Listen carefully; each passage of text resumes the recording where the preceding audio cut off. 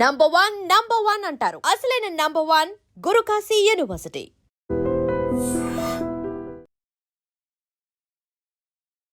మరో ఘోర ప్రమాదం జరిగింది. అతి వేగంతో వచ్చిన ఓ బస్సు ఏకంగా నదిలోనికి దూసుకుపోయింది. జమ్మూ కాశ్మీర్లో ఈ ఘోర ప్రమాదం జరిగింది. జమ్మూ కాశ్మీర్లోని గండేర్బల్ జిల్లాలో ఈ ఘటన అయితే జరిగింది. ఐటీబీపీ ఉద్యోగులతో సిబ్బందితో వెళ్తున్నటువంటి ఈ బస్సు ఒక్కసారిగా అదుపు తప్పి ఏకంగా ఆ నదిలోనికి దూసుకుపోయినట్లు తెలుస్తోంది. అయితే జమ్మూ కాశ్మీర్లో గత కొద్ది రోజులుగా భారీ వర్షాల వల్ల అతలాకుతలమైన పరిస్థితులు కనపడుతున్నాయి. పూర్తిగా కొన్ని గ్రామాలైతే నేట మునిగాయి. ఇల్లులు కూడా పూర్తిగా చెరువుల్ని తలపిస్తున్నటువంటి పరిస్థితులు నెలకొన్నాయి. ఇందులో కొంతమంది ఆ వరదల్లో కొట్టుకుపోయి ప్రాణాలు కోల్పోయిన వారిని కూడా మనం చూస్తున్నాం. అయితే ఇప్పుడు కూడా ఈ ఘటన జరగటానికి అదుపు తప్పడం వల్లే ఈ బస్సు నదిలోనికి దూసుకుపోయిందని అధికారులు చెప్తున్నారు. అయితే భారీ వర్షాల వల్ల ఈ రోడ్లపైన ప్రయాణిస్తున్నటువంటి కొన్ని వాహనాలు అదుపు తప్పుతూ ఇలా ప్రమాదాలకు గురవుతూ ఉండటం బాధాకరమైన విషయం. ఈ రకంగానే ఇప్పుడు ప్రాథమికంగా కూడా ఈ బస్సు బోల్తా ఎందుకు పడింది అనేటప్పటికీ భారీ వర్షాలు కురుస్తున్న నేపథ్యంలోనే ఆ వెహికల్ కంట్రోల్ తప్పింది. అదుపు తప్పడం వల్ల నేరుగా నదిలోనికి దూసుకుపోయినటువంటి పరిస్థితి ఉంది. ఇందులో ప్రయాణిస్తున్న వారిని రెస్క్యూ చేసి బయటకు తీసుకొచ్చే ప్రయత్నాలు అయితే కొనసాగుతూ ఉన్నాయి. ఏది ఏమైనా కూడా ఈ మధ్య కాలంలో ఇలా బస్సులు ఏకంగా నదిలోనికి దూసుకుపోతూ ఉన్నటువంటి ఘటనలో చాలామంది ప్రాణాలు పోగొట్టుకుంటున్నటువంటి పరిస్థితులు కూడా మనం చూస్తున్నాం.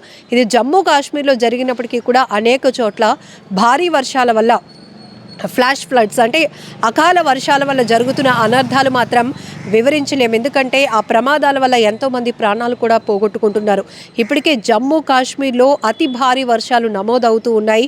అక్కడ ఉన్నటువంటి పరిస్థితులు చూస్తే కనుక ప్రజలు తీవ్ర అసౌకర్యానికి గురవుతున్నారు. అసలు రోడ్లేవో కాలువలు చెరువుల్ని తలపిస్తున్నటువంటి పరిస్థితులు నెలకొంటున్నాయి. భారీ వర్షాల వల్ల జనం బయటికి రావాలంటేనే భయపడే పరిస్థితి, అసలు బయటకు వచ్చే పరిస్థితే లేదు. అలాంటిది కొన్ని కార్యాలయాలు వర్కింగ్లో ఉండటం వల్ల తప్పదు. ఎందుకంటే కొన్ని రోజుల పాటు అయితే అతి భారీ వర్షాలు నమోదైతే దానికి వాతావరణ శాఖ సూచనల ప్రకారం 1-2 రోజులు స్కూల్స్కి కాలేజీలకి సెలవులు ఇవ్వటం చూస్తాం. మరీ అత్యవసరమైతే కొన్ని ఆఫీసులకు కూడా సెలవులు ప్రకటించేటటువంటి మేనేజ్మెంట్స్ ఉంటాయి.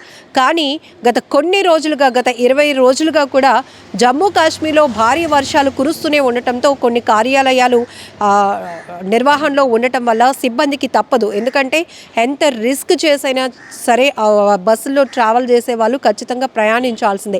ఇలాంటి పరిస్థితిలోనే ఐటీబీపీకి చెందినటువంటి సిబ్బందితో వెళ్తున్నటువంటి ఒక బస్సు ఈ భారీ వర్షాల వల్ల అదుపు తప్పి నేరుగా నదిలోనికి దూసుకుపోయింది. ఆ నదిలోనికి పడిపోయినటువంటి బస్సును ఆ స్థానికులు ఇమీడియట్గా ఆ విషయాన్ని అధికారులకు తెలియజేయడంతో అక్కడ రెస్క్యూ కొనసాగుతోంది.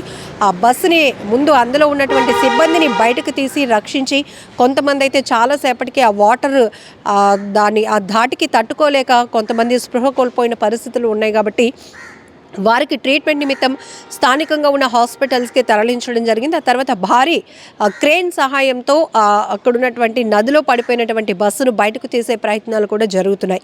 ఏది ఏమైనా ఈ జమ్మూ కాశ్మీర్లో జరిగిన ఈ బస్సు ప్రమాదం అనేది చాలా బాధాకరమనే చెప్పాలి. ఎందుకంటే అందులో మరి కాసేపట్లో వారు గమ్యస్థానానికి చేరుకుని ఆఫీసులకు వెళ్లాల్సినటువంటి సిబ్బంది ఇలా ఒక్కసారిగా నీటి ప్రమాదంలో పడిపోవటం అనేది కూడా ఊహించడానికే చాలా కష్టంగా ఉంది. ఏది ఏమైనా ఎప్పటికప్పుడు వాతావరణ శాఖ హెచ్చరికలు జారీ చేస్తూనే ఉంది. ఏ ప్రాంతాల్లో భారీ నుంచి అతి భారీ వర్షాలు కురిసే అవకాశం ఉంటుంది. ఫ్లాష్ ఫ్లడ్స్ అకాల వర్షాల వల్ల కొండ చర్యలు విరిగిపడుతూ అవి దొర్లుకుంటూ నివాస గృహాలపైకి రావటం కూడా చూస్తున్నాం. చాలామంది ప్రాణాలు పోగొట్టుకుంటున్నారు. మరికొన్ని చోట్ల ఈ భారీ వర్షాల వల్ల శిథిలావస్థకు చేరుకున్నటువంటి భవనాలు కూడా కుప్పకూలిపోతూ ఉండటం, అందులో చాలామంది ఈ మధ్య చూసాం మనం. ఒక స్కూల్ భవనం పైకప్పు కూలిపోవడం వల్ల అలా 7 విద్యార్థులు ప్రాణాలు పోగొట్టుకున్నటువంటి పరిస్థితి. ఎందుకంటే కేవలం అకాల వర్షాలు, భారీ వర్షాల వల్లే ఎన్నో అనర్థాలు జరుగుతూ ఉంటాయి. మనం అనుకుంటాం ఇంట్లో నుంచి బయటకు రాకుండా ఉంటే చాలు అనుకుంటాం. అది చాలా మంచి విషయమే. అయినప్పటికీ కూడా ఒకవేళ కన్స్ట్రక్షన్స్ జరిగి ఇళ్ల నిర్మాణాలు జరిగి భవంతుల నిర్మాణాలు జరిగి కొన్ని ఏళ్ళు గడిస్తే కనుక ఖచ్చితంగా దానిపైన మెయింటెనెన్స్ పైన అబ్జర్వేషన్ ఉండాల్సిందే. ఎందుకంటే వాటిలో స్ట్రెంగ్త్ పోతుంది కాబట్టి గోడలు కుప్పకూలిపోయే అవకాశం ఉంది, బేటలు వారే ప్రమాదం ఉంది. కొన్ని రిటర్నింగ్ వాల్స్ ఆనుకొని ఉన్నటువంటి ఇల్లులు కావచ్చు, ఆఫీస్ కార్యాలయాలు కావచ్చు, అవి కూడా డ్యామేజ్ అవ్వడానికి అవకాశం ఉంటుంది. ఎప్పుడు ఏ క్షణం ఎలాంటి ప్రమాదాలు జరుగుతాయో మనం ఊహించం కాబట్టి, అయితే ఎక్కువ శాతం ఈ భారీ వర్షాలు నమోదయ్యే ప్రాంతాల్లో మాత్రం ఖచ్చితంగా ప్రమాదాలు జరగడానికి ఎక్కువ అవకాశం ఉంటుంది. ప్రజలు ప్రాణాలు పోగొట్టుకునే పరిస్థితులు కూడా మనం అనేకం చూస్తున్నాం. అలానే వాటర్లో నడిచి వెళ్తున్నప్పుడు కూడా విద్యుత్ తీగలు ఆ వాటర్లో పడి అందులో పవర్ సప్లై అవుతూ ఉంటుంది. మనకు తెలియకుండానే మనం నడుచుకొని వెళ్తూ కూడా అనేక ప్రమాదాలకు గురవుతున్న పరిస్థితులు ఎక్కువ శాతం ఈ రైనీ సీజన్లో చూస్తాం. చిన్నపిల్లలు స్కూల్ నుంచో లేకపోతే ఇంటి నుంచి బయటకు వెళ్తున్నప్పుడు వాటర్లో సరదాగా నడుచుకుంటూ వెళ్తారు, కానీ అక్కడ ఉన్నటువంటి ప్రమాదాన్ని వారు గ్రహించలేరు.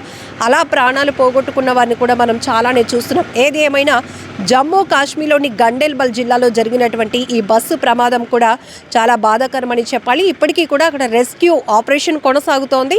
ఆ బస్సులో చిక్కుకున్నటువంటి, నదిలో దూసుకెళ్లినటువంటి బస్సులో ఇరుక్కున్నటువంటి సిబ్బందిని బయటకు తీసే ప్రయత్నాలు అయితే ముమ్మరంగా కొనసాగుతున్నాయి.